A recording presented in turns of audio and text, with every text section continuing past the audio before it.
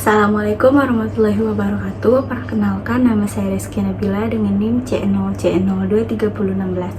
Di sini saya akan mempresentasikan PPT saya dengan judul Restrukturisasi Perusahaan dan Holding Company. Nah, jadi pertama-tama saya akan menjelaskan pengertian dari restrukturisasi perusahaan.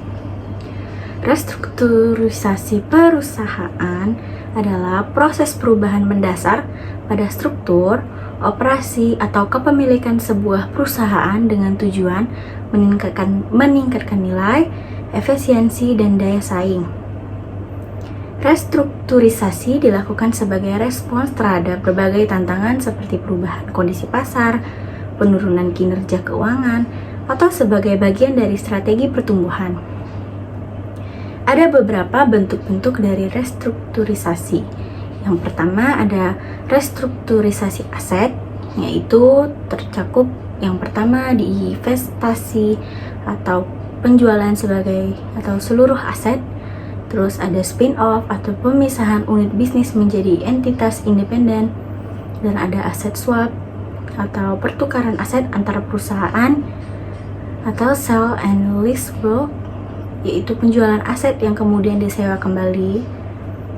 Terus bentuk yang kedua adalah restrukturisasi keuangan, yang mencakup yang pertama ada rekapitalisasi atau penambahan modal, yang kedua konversi utang menjadi ekuitas, terus ada restrukturisasi utang atau perubahan persyaratan pinjaman, dan ada share buyback, yaitu atau pembelian kembali saham perusahaan.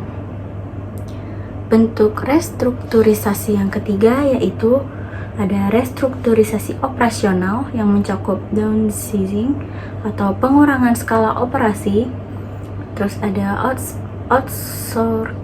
outsourcing, itu atau pengalihan aktivitas tertentu ke pihak ketiga. Terus ada business process re-engineering, yaitu perancangan ulang proses bisnis, dan ada re-engineering atau perancangan ulang seluruh aspek bisnis. Dan bentuk yang keempat ada restrukturisasi kepemilikan, yaitu merger atau penggabungan dua atau lebih perusahaan setara.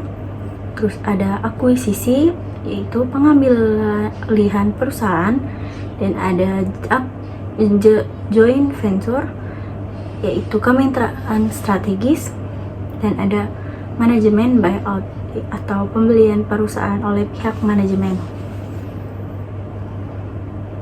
Tujuan restrukturisasi perusahaan ada yang pertama meningkatkan efisiensi operasional, yang kedua memperbaiki kinerja keuangan, yang ketiga mengurangi biaya operasional, yang keempat meningkatkan daya saing, yang kelima memanfaatkan peluang pertumbuhan, yang keenam mengatasi kesulitan keuangan, dan yang ketujuh fokus pada bisnis inti atau core bisnis.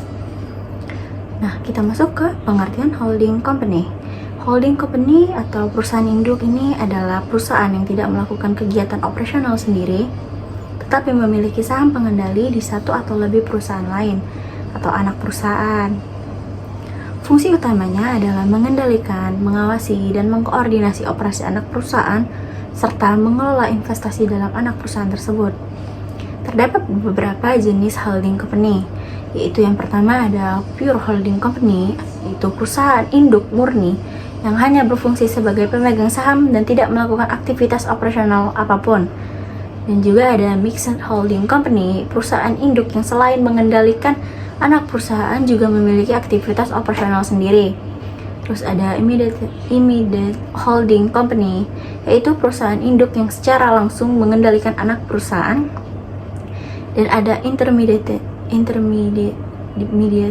holding company, yaitu perusahaan induk yang berada di antara ultimate holding company dan operating subsidiaries. Terus ada ultimate holding company, yaitu perusahaan induk tertinggi dalam struktur grup dan tidak dimiliki oleh perusahaan lain. Nah, hubungan antara restrukturisasi dan holding company ini yaitu pembentukan holding company seringkali merupakan bagian dari strategi restrukturisasi perusahaan untuk mencapai tujuan bisnis tertentu. Beberapa hubungan antara keduanya yaitu yang pertama, ada restrukturisasi sebagai prasyarat, yaitu perusahaan mungkin perlu merestrukturisasi operasi atau keuangannya sebelum membentuk struktur holding company. Terus yang kedua ada holding sebagai hasil restrukturisasi. Pembentukan holding company dapat menjadi hasil akhir dari proses restrukturisasi, terutama dalam restrukturisasi kepemilikan dan aset. Nah, yang ketiga ada sinergi strategis, yaitu holding company memungkinkan perusahaan yang direstrukturisasi untuk mencapai sinergi yang lebih besar melalui integrasi vertikal atau horizontal. Terus yang keempat ada optimalisasi portofolio, yaitu holding company menyediakan kerangka untuk mengelola portofolio bisnis yang telah direstrukturisasi secara lebih efektif. Baik, sekian presentasi dari saya yang berjudul restrukturisasi perusahaan dan holding company. Bila ada salah kata, saya mohon maaf. Wassalamualaikum warahmatullahi wabarakatuh.